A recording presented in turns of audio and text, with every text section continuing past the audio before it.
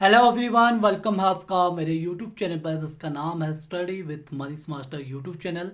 तो आज हम बात करेंगे तो इकोनॉमी से रिलेटेड जितने भी क्वेश्चन बनेंगे उसके बारे में टॉपिक को आज हम बात करेंगे। तो आज हमारा जो टॉपिक है वो है हमारा इकोनॉमी से। तो भारतीय जिसे बोलते हैं क्या, भारतीय अर्थव्यवस्था। ठीक है, भारतीय अर्थव्यवस्था में जो है बहुत से टॉपिक आते हैं, उसमें से एक टॉपिक आता है आपका क्या, निर्धनता के बारे में। ठीक है, किसके बारे में आता है आपका टॉपिक, एक टॉपिक आता है आपका निर्धनता के बारे में। ठीक है, तो निर्धनता आप किसे कहेंगे। ठीक है, एक तो निर्धनता आता है, दूसरा आता है इसमें टॉपिक आता है क्या, बेरोजगारी। अब निर्धनता आएगी तो किसके कारण आएगी, बेरोजगारी के कारण आएगी। ठीक है, बेरोजगारी। थोड़ा राइटिंग जो है मेरे अच्छी नहीं हो रहे हैं, तो इसी तरह समझने का प्रयास करेंगे आप। तो इकोनॉमी का जो चैप्टर है, इंडियन इकोनॉमी की चैप्टर है हमारा, और जो टॉपिक है इसका नाम क्या है आपका, निर्धनता और बेरोजगारी। ठीक है, तो निर्धनता और बेरोजगारी आप किसे कहेंगे। निर्धनता का अर्थ होता है कि उस स्थिति में जिससे समाज का एक भाग अपने जीवन को जो है बुनियादी आवश्यकताओं की पूर्ति करने में जो है आवश्यकता, जैसे ये है हो गया कोई ये आदमी हो गया, एक का घर है छप्पर वाला, दूसरे का घर है क्या, महल वाला, इस तरह से महल वाला। ठीक है, इसका घर हो गया ये महल वाला, और इसका घर हो गया कैसे, छप्पर वाला। ठीक है, तो ये हो गया आपका निर्धन, ये हो गया आपका क्या, अमीर, ये हो गया गरीब। ठीक है, पूंजीवादी और समाजवादी, इस तरह के कई क्वेश्चन आएंगे अभी, उसके बारे में भी बात करेंगे। पहले से इसको मिटा देता हूँ मैं, तो अच्छी तरह बात करते हैं इसके बारे में, तो जिससे आपको टॉपिक जो है क्लियर आ जाए समझ में। ठीक है, तो निर्धनता हम किसे कहेंगे, हम गरीबी को करते हैं निर्धनता। ठीक है, निर्धनता में से होता है गरीबी। ठीक है, निर्धनता, निर्धनता हम किसको बोलते हैं, गरीब को। जो है जो गरीबी आती है, गरीबी किसके कारण आती है आपकी, बेरोजगारी के कारण आती है आपकी।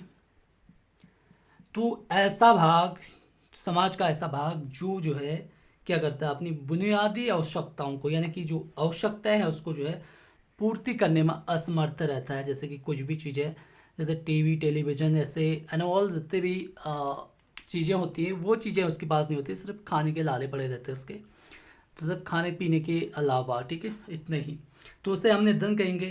तो निर्धनता को जो है दो श्रेणी में बांटा गया है दोस्तों। कौन कौन सी श्रेणी में, एक होता है निरपेक्ष, निरपेक्ष निर्धनता होती है। दूसरा क्या आता है आपका इसका, पहला वाला चैप्टर, दूसरा वाला आता है आपका क्या, सापेक्ष निर्धनता। ठीक है, एक तो आता है आपका सापेक्ष निर्धनता, दूसरा क्या आता है आपका सापेक्ष निर्धनता। ठीक है, ये दो आते हैं। तो सापेक्ष और निरपेक्ष में क्या अंतर है आपका, तो जो निरपेक्ष होता है इसमें क्या होता है आपका, इसमें होता है राष्ट्रीय स्तर पर संसाधनों के जो परिणाम स्वरूप। ठीक है, जो राष्ट्रीय संसाधन होते हैं, राष्ट्रीय लिख देते हैं हम इसको, तो इसमें क्या होता है, जो राष्ट्रीय स्तर के संसाधनों के अनुरूप जो है परिमाण के आधार पर जो है जीविका स्तर निर्धारित किया जाता है, और इस स्तर के नीचे के लोगों को निर्धन कहा जाता है। ठीक है, इस पे जो है क्या कहा जाता है, निर्धन कहा जाता है। इस स्तर के नीचे लोगों को क्या कहा जाता है, निर्धन कहा जाता है। भारत जैसे अल्प विकसित देशों में निर्धनता मापने के लिए ये तरीका जो है ज़्यादा उपयुक्त माना जाता है। तो जब भी पूछा जाए आपसे कि राष्ट्रीय जो निर्धनता है वो किसके नापने पे जो है, मापने के लिए कौन सा तरीका उपयुक्त माना गया है, तो निरपेक्ष निर्धनता जो है आपका ये इंपॉर्टेंट है राष्ट्रीय स्तर पर। ठीक है, जबकि सापेक्ष की बात करेंगे तो इसमें क्या होता है कि उच्च आय वर्ग तथा निम्न आय वर्ग के बीच की तुलना की जाती है। ठीक है, उच्च आय, ठीक है, जिसकी इनकम ज़्यादा है और जिसकी इनकम क्या है, कम है, तो इन दिनों, तो निम्न आय और उच्च आय के बीच जो है इनकी आय की जो है क्या किया जाता है, आपके वर्गों के बीच की तुलना की जाती है। ठीक है, ये अमीरी और गरीबी वाली जो तुलना की जाती है इन दोनों के बीच की जाती है। तो विभिन्न आय वर्गों के बीच जो है कितनी विषमता, इसे प्रायः जो है इसी को आप क्या कहते हैं, गुन्नी गुणांक, या फिर से क्या कहते हैं, लॉरेंज वक्र कहते हैं, गिन्नी गुणांक, गिन्नी गुणांक या फिर लॉरेंज वक्र कहते हैं। ठीक है, लॉरेंज तथा लॉरेंज क्या हो जाएगा आपका, लॉरेंज वक्र। ठीक है, तो इसके अकॉर्डिंग की जाती है कि सापेक्ष गरीबी जब भी निर्धनता आती है इसमें क्या होता है, इसमें उच्च आय वर्ग तथा निम्न आय वर्गों के बीच जो है तुलना की जाती है, तथा यह देखा जाता है कि विभिन्न जो आय है वर्गों के बीच कितनी विषमता है। इसमें प्राय जो होता है क्या होता है, गिन्नी गुणांक तथा लॉरेंज वक्र होता है द्वारा मापा जाता है। यह विधि जो होती है विकसित देशों में निर्धनता मापने के लिए ज़्यादा उपयुक्त होती है। तो ये क्या होता है, अल्प विकसित देशों में, ये विकसित देशों में, ठीक है, सापेक्ष। तो आपको ये याद रहेगा जब भी आपसे क्वेश्चन पूछा जाता है कि निरपेक्ष गरीबी से क्या संबंध है, सापेक्ष गरीबी से, ठीक है। निरपेक्ष से वो होता है जो राष्ट्रीय स्तर पर, जहाँ पे जो है क्या होता है, अल्प विकसित देशों में निर्धनता मापने के लिए एक तरीका जो है ज़्यादा उपयुक्त माना जाता है। जैसे कि भारत हमारा इंडिया में जो है निरपेक्ष जो निर्धनता है इसके जो है राष्ट्रीय स्तर पर संसाधनों के अनुरूप जो है माना जाता है इसको, ठीक है। और जबकि सापेक्ष जो है विकसित देशों की जो आय होती है निम्न वर्ग और उच्च आय वर्ग के बीच जो है इनके जो है जो आय होती है उनकी बीच डिफरेंट जो है तुलना की जाती है, ठीक है। तो इसमें कितनी विषमता है ये जानने के लिए जो गुणी गुणांक है, गुन्नी गुणांक, और क्या आ जाता है आपका लॉरेंज वक्र है। ये गुन्नी गुणांक नहीं होगा, सॉरी, गिन्नी गुणांक, ठीक है। थोड़ा दिखते में मिस्टेक हो गया, तो इस तरह से गिन्नी गुणांक लिखा जाता है इसको। तो ये होता है उपयुक्त, ठीक है। इसके बाद हम नेक्स्ट पढ़ते हैं। तो मेरे पास यही बोर्ड है और यही जो है डस्टर है, इसी से काम चलाते हैं। तो फिर बात करें हम तो भारत है इस पर, तो भारत में जो गरीबी है यानी कि निर्धनता है उसकी जो सर्वोत्तम जो है अध्ययन किया गया था 1967 से 680 के बीच, ठीक है। कितने के बीच, सॉरी 68 के बीच, ठीक है। 1967 से लेके 68 के बीच। तो इसके बीच जो है भारत की जो सर्वप्रथम जो है गरीबी का अध्ययन 1967 से 68 का अध्ययन वर्ष किया गया था। और 1870 में की बात करें तो इसमें किया था किसने, 1870 में, ठीक है। ये पेन थोड़ा काम नहीं कर रहा है, दूसरे पेन की यूज करेंगे हम। तो 1870, ये पेन भी काफ़ी कम यूज हो रहा है। तो 1870, ठीक है, 1870 में होता है इसका क्या, जो दादा भाई नौरोजी हैं, दादा भाई नौरोजी, तो ये पेन काफ़ी काम नहीं कर रहा है दोस्तों, दूसरे पेन की यूज़ करने की कोशिश करते हैं हम। तो इसको मिटा देंगे फिलहाल हम। तो हम इसके इस कलर से हम थोड़ा काम करेंगे अब, ठीक है। तो हम कहाँ पे पहुँचे थे, भारत में जो सर्वप्रथम, ठीक है, जो भारत है हमारा, भारत में, ठीक है, 1967 से लेकर 68 में जो सर्वप्रथम जो है क्या किया गया, गरीबी का अध्ययन किया गया। इसमें जो है तो इसमें थोड़ा काम कम चल रहा है इसका भी, तो पेन से ही करेंगे फिलहाल, ये भी काम नहीं कर रहा है। तो देखेंगे कहाँ गया पेन।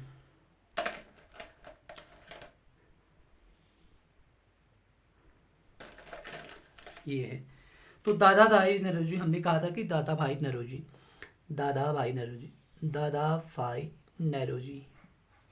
तो इनका नाम आपने सुना होगा, काफ़ी प्रसिद्ध है इनका नाम, नौरोजी। तो इनके द्वारा जो है 1870 में क्या किया गया था, तो गरीबी का अध्ययन किया गया था, ठीक है। इनके द्वारा गरीबी का अध्ययन किया गया था, किसके द्वारा, दादा भाई नौरोजी के द्वारा, कब, 1870, ठीक है। जबकि जो बाद में सर्वप्रथम जब भी पूछेगा कि गरीबी का अध्ययन कब हुआ था, कौन से सन में, 1967 से 68 में, ठीक है, 1967 से 68 में, ये आपको डेट याद रखनी है।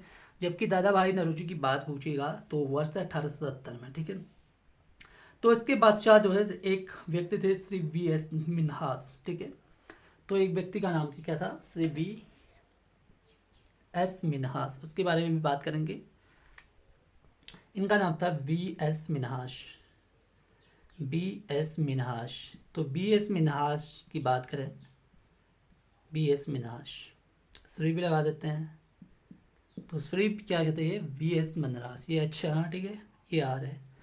तो श्री V.S. मिन्हास के द्वारा जो है क्या किया गया था, 1958 से लेके 59 तक, ठीक है, 58 से 59 था द्वारा तथा क्या किया था 1967 से लेकर 68 के मध्य जो है जो ग्रामीण निधनों की प्रतिशतता में कमी के संकेत दिए गए थे। किसके पश्चात, दादा भाई नौरोजी के पश्चात जो है कौन आए थे, श्री V.S. मिन्हास आए थे, जिन्होंने जो 1958 से लेके 59 और 1967 से लेके 68 के बीच जो है क्या बताया था उन्होंने, जो मध्य गरीबी ग्रामीण निधनों की प्रतिशतता में जो है कमी के संकेत बताए थे। एक विशेष समूह की नियुक्ति की गई थी इसके बाद। तो योजना आयोग बना था, उसमें आपको पता होगा।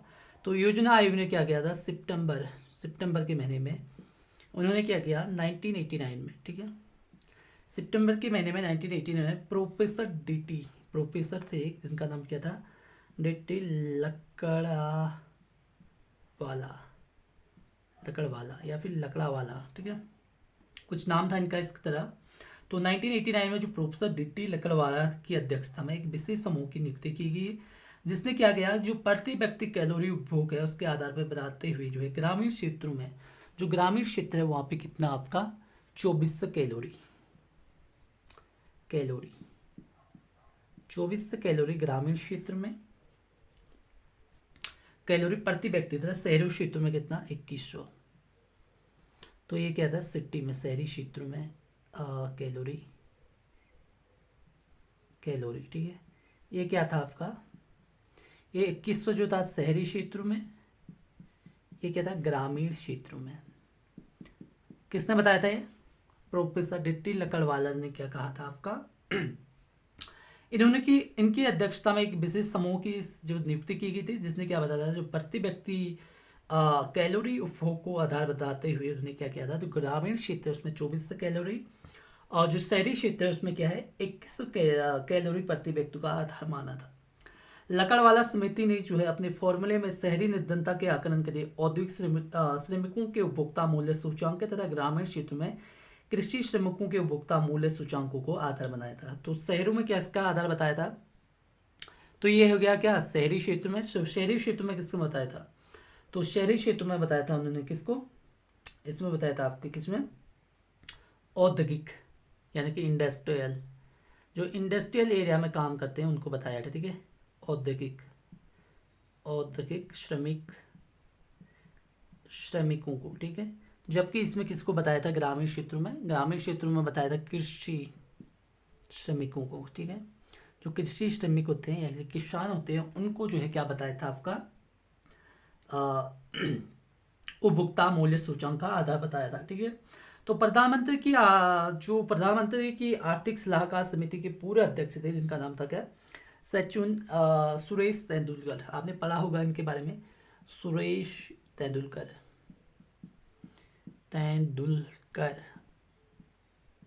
ठीक है। आप इसे सचिन तेंदुलकर मत समझना, लेकिन उससे रिलेटेड आप समझ सकते हैं जब भी इस तरह के क्वेश्चन पूछे आएंगे। तो प्रधानमंत्री की जो आर्थिक सलाहकार समिति थी उसके पूर्व अध्यक्ष थे कौन, सुरेश तेंदुलकर। इनकी रिपोर्ट जो है गरीबी का आंकड़ा कितना बताती थी, उसमें 37.2% बताती थी, ठीक है। ये बताती थी कि जो गरीबी है वो जो है कितनी है आपकी 37.2%, ठीक है। ये देखिए 37.2% बताती थी। और ग्रामीण जनसंख्या का लगभग कितना बताती, 41.8% बताती थी। और जबकि शहरी क्षेत्रों की, ये है ग्रामीण क्षेत्रों की, ठीक है। तो ग्रामीण क्षेत्र यहाँ पे आ जाएगा ग्रामीण, यहाँ पे आ जाएगा शहरी क्षेत्र, ठीक है, शहरी क्षेत्रों की। तो शहरी की कितना बता रहा है, ये बता रहा है कि 25.7%। ग्रामीण क्षेत्रों की कितनी 41.8%, जबकि शहरी क्षेत्रों की कितनी है 25.7% है, ठीक है। तो भाग गरीब है। देश में निर्धनता अनुपात का आकलन जो है योजना आयोग द्वारा किया जाता है, ठीक है। जब भी पूछेगा आएगा कि आपसे कि जो गरीबी निवारण है, हमने यहाँ तक पढ़ा था कि क्या जो प्रधानमंत्री की आर्थिक सलाहकार समिति थी जिसके पूर्व अध्यक्ष कौन थे आपके, सुरेश तेंदुलकर, ठीक है। इन्होंने क्या बताया कि जो इनकी रिपोर्ट में जो है गरीबी का जो आकलन बताया गया था वो बताया गया था 37.2%, ठीक है। तो ये यहाँ पे ये टॉपिक समाप्त हो जाता है। इसके बाद जो है ये वाला, ठीक है, तेंदुलकर वाला, सुरेश तेंदुलकर वाला, ठीक है। तो ग्रामीण क्षेत्रों में 41.8% है, जबकि शहरी क्षेत्रों में 25.7% क्या है आपका 25.7% आपका क्या है भाग गरीब है, ठीक है। देश में निर्धनता ग्रामीण जनसंख्या का लगभग, ठीक है, 41.8% है ग्रामीण जनसंख्या का, जबकि शहरी क्षेत्रों का कितना 25.7% भाग गरीब है। देश में जो निर्धनता अनुपात का आकलन करता है वो योजना आयोग द्वारा किया जाता है। योजना आयोग द्वारा राष्ट्रीय नमूना जैसे बोलते हैं क्या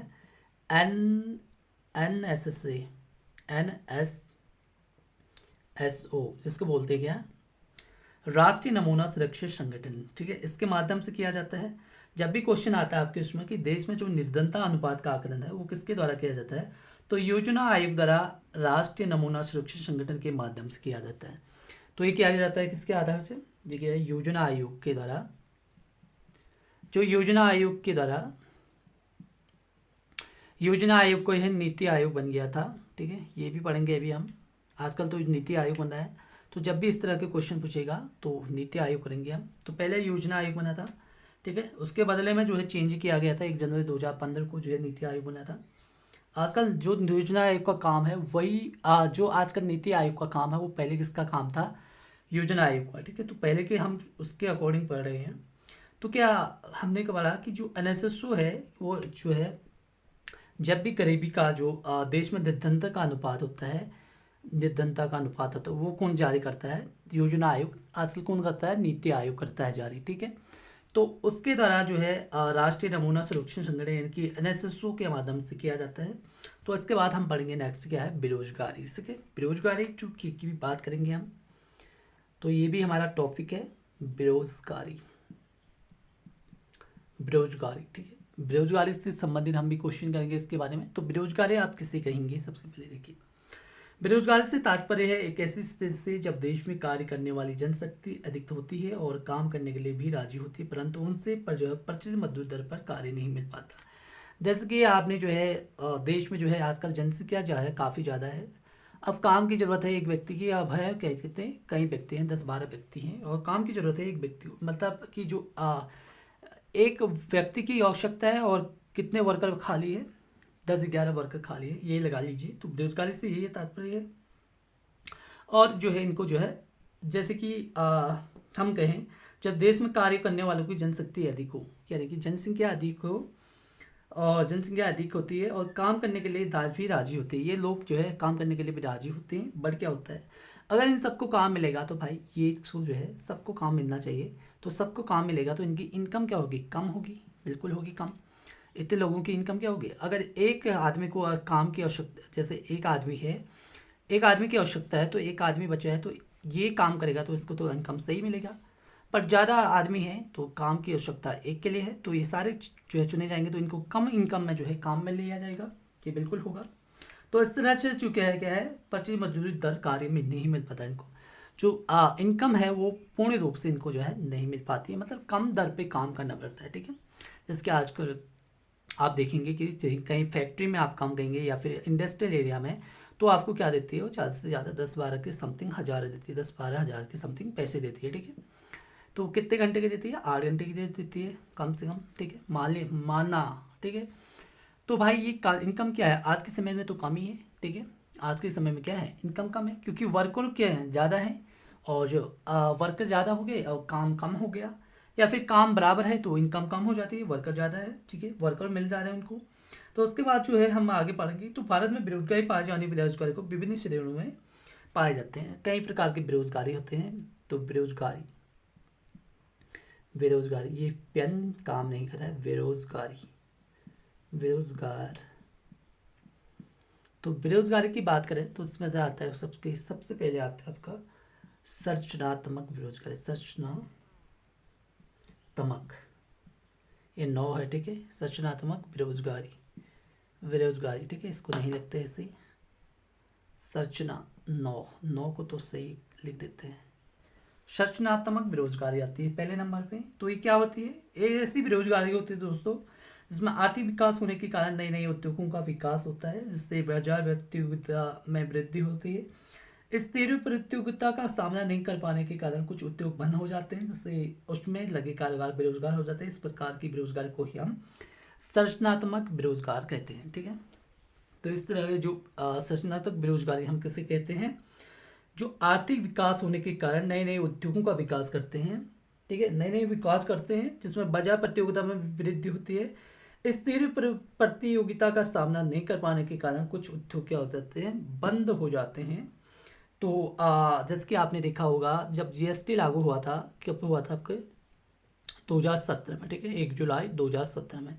तो उस समय कई जो फैक्ट्रियां हैं वो बंद हो चुकी थी क्योंकि वो GST नहीं दे पा रही थी, ठीक है।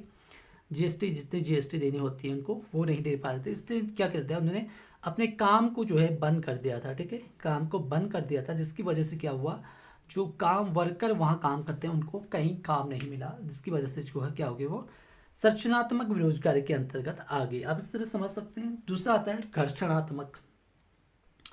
जैसे घर्षणात्मक, इसमें बेरोजगारी को देखेंगे तो इसमें कैसी बेरोजगारी आती है, बाजार की दशाओं जैसे कि मांग की पूर्ति में परिवर्तन होने से उत्पन्न बेरोजगारी को हम क्या कहते हैं, घर्षणात्मक बेरोजगारी कहते हैं। उदाहरण के तौर पे देखें तो दूसरे विश्व युद्ध के पश्चात जो है युद्धकालीन उद्योग की मांग में कमी आने से बंद कर दिए गए, जिससे उसमें लगे सारे कामगार जो है क्या हो गए, बेरोजगार हो गए थे। ठीक है, कैसे घर्षणात्मक बेरोजगारी हम किससे कहेंगे, बाजार की दशाओं में मांग की पूर्ति में परिवर्तन होने से जो मांग है बे भाई, मांग कुछ और है, ये कुछ और बन रहा है, तो मांग तो इसकी है, ये नहीं, ये बन रहा है, तो क्या हो जाएगा, तो ये नहीं बेचेगा, तो ये क्या हो जाएगा, ये बंद हो जाएगा, तो क्या हो जाएगा, उससे ही तो हम कहेंगे घर्षणात्मक बेरोजगारी।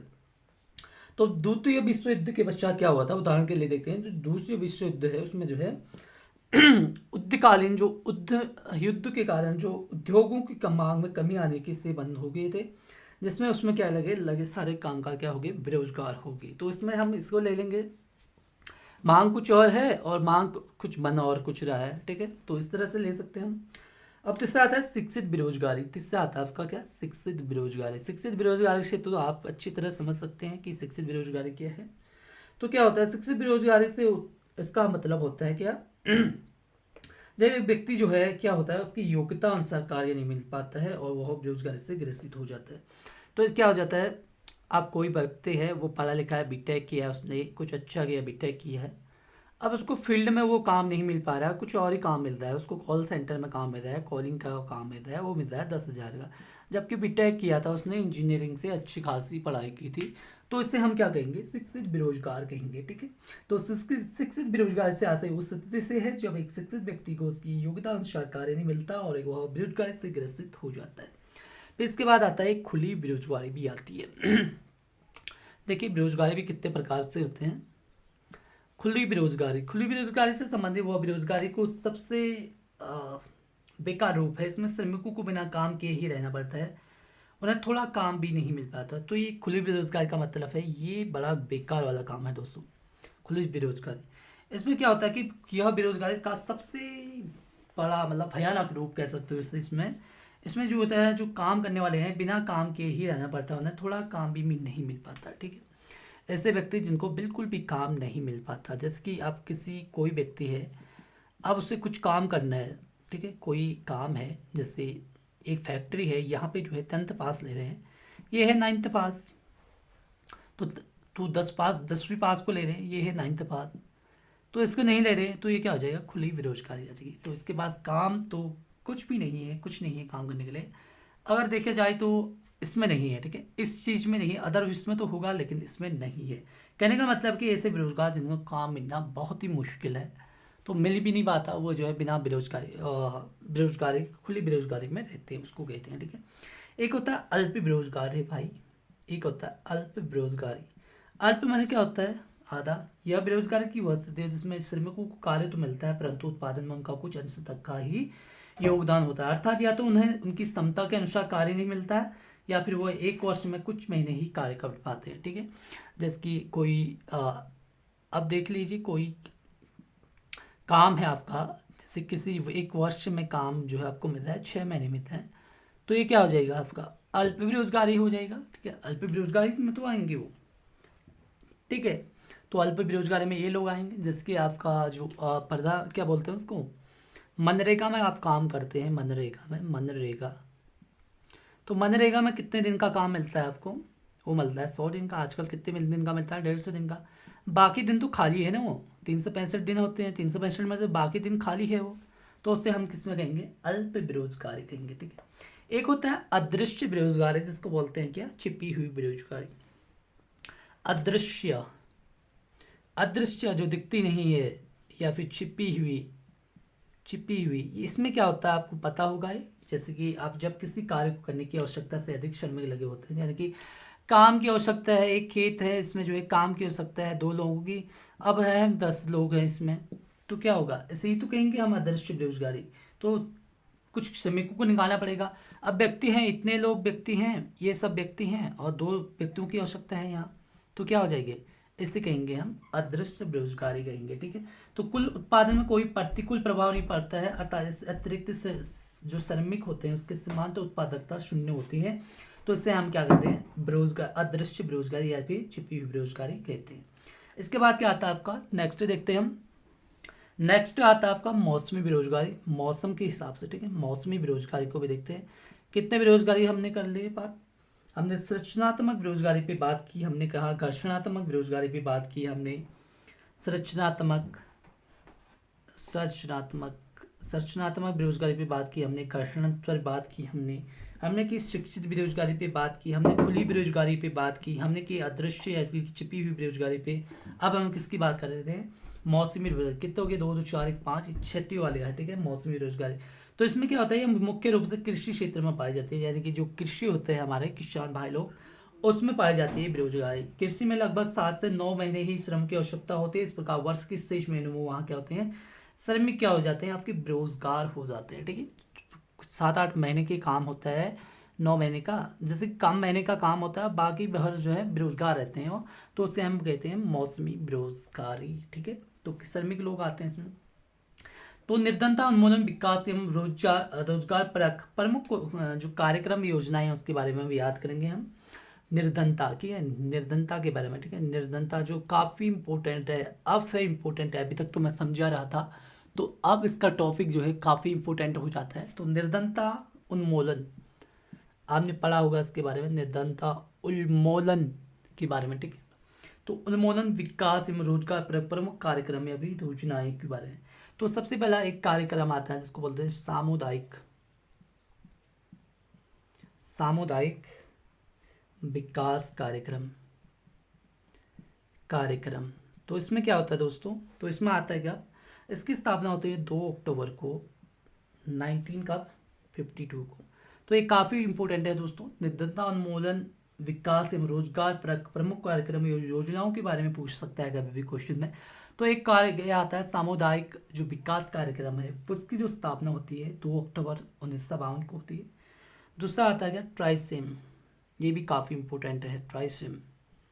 ट्राइसेम को की स्थापना होती है कब, 15 अगस्त को और 1979 को। ठीक है, ट्राइसेम को क्या कहा जाता है, ग्रामीण युवाओं को स्वरोजगार हेतु प्रशिक्षण कार्यक्रम। ट्राइसेम का मतलब क्या होता है आपका, ग्रामीण युवाओं को स्वरोजगार हेतु प्रशिक्षण कार्यक्रम। ठीक है, तो याद रख लेना आप, ट्राइसेम का मतलब क्या होता है। तीसरा देखते हैं हम क्या, एकीकृत, जिसको बोलते हैं क्या, IRDP, इसको बोलते हैं क्या, एकीकृत ग्रामीण विकास कार्यक्रम। तो इसकी स्थापना कब होती है आपकी, इसकी स्थापना होती है 2 अक्टूबर कब होती है आपकी, 1980 को। ठीक है, ये भी आपको याद रखना है। ट्राइसम का मतलब क्या होता है, ट्राइसम का मतलब होता है ग्रामीण युवाओं को स्वरोजगार हेतु प्रशिक्षण कार्यक्रम। IRDP का मतलब क्या होता है, इसका मतलब होता है एकीकृत ग्रामीण विकास कार्यक्रम। ठीक है, रूरल डेवलपमेंट प्रोग्राम। ठीक है, इसके बाद नेक्स्ट देखते हैं हम, एक आता है चौथा वाला आता है, उसका नाम क्या है आपका, चौथा वाला देखेंगे इसके बाद। तो उसका नाम आता है, इसको मिटा देते हैं फिलहाल। तो चौथा वाला क्या आता है आपका, उसका नाम है आपका क्या, डबाकारा।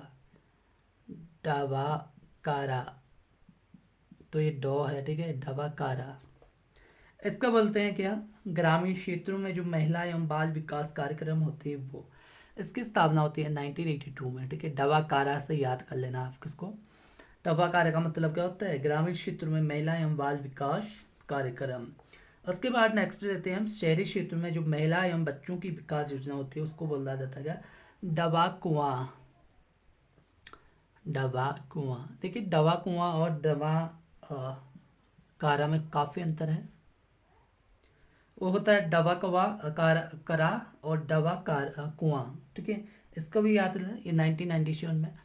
अब जबकि ये क्या है, ये ग्रामीण वाला है, ये है शहरी क्षेत्र वाला। शहरी क्षेत्र वाला कौन सा है, डबाकुआं, और जबकि ग्रामीण क्षेत्र वाला क्या है, डबाकारा। ठीक है, इसको तो ये किसका है, दोनों का, ग्रामीण क्षेत्र में, ये शहरी क्षेत्र में महिला एवं बाल विकास कार्यक्रम का है ये। ठीक है, तो डबाकारा और डबाकुआं में क्या अंतर है आपका देख लेना। डवाकारा जब भी आता है समझ लाना कि वो ग्रामीण वाला है, डवाकोआ आ जाएगा तो शहरी जो शहरी है उसमें क्षेत्र में महिला एवं बच्चों की जो विकास योजना है उसके बारे में। तो 97 इसका है आपका, 1982 इसका है, ठीक है। तो इसके बाद आता है क्या है, SJSRY, ठीक है। इसकी स्थापना कब होती है, 1 दिसंबर होती है, कब, 1997 में, 1 दिसंबर होती है 1997 में होती है। सॉरी ये मैंने कुछ ज़्यादा ही लिख दिया। 1 दिसंबर 1997 में इसकी स्थापना होती है, SJSRY। इसका रूप क्या होता है, स्वर्ण जयंती शहरी रोजगार योजना, ठीक है। एक और आता है क्या, SJGSY, ठीक है। SJ ये शहरी वाला हो गया, ये ग्रामीण वाला देखिए, तो इसका नाम क्या बताता है, SJSRY, SJGSY।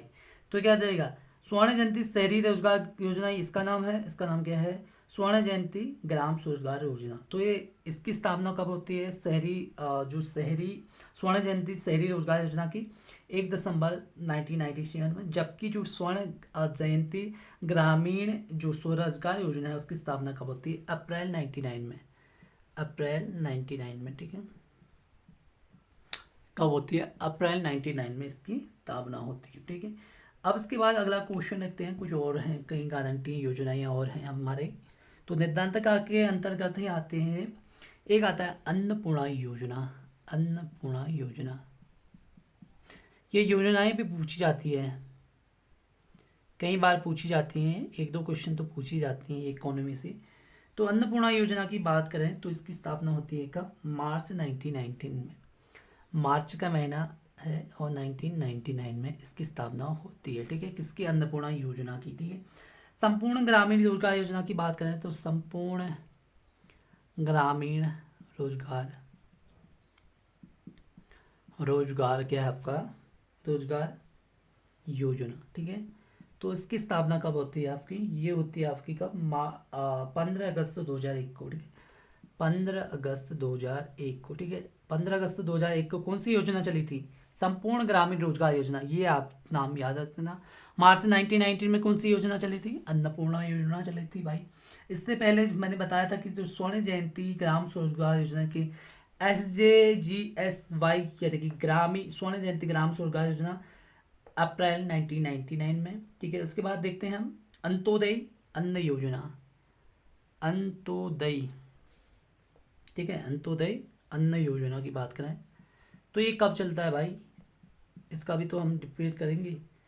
अंत्योदय अन्न योजना की बात करें तो ये चलता है 25 दिसंबर को, 25 दिसंबर कब चलता है ये, 25 दिसंबर 2001 को चलता है, ये भी आपको याद करना है, ठीक है।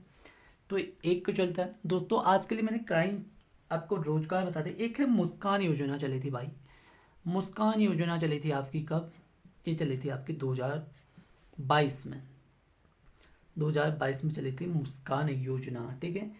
अब एक और चली थी क्या, प्रधानमंत्री श्रमयोगी मानधन योजना, ये चली थी 2019 में, ठीक है। तो आज के लिए इतना ही काफ़ी है दोस्तों, मिलते हैं नेक्स्ट वीडियो में, बने रहने के लिए धन्यवाद, tata bye bye, see you.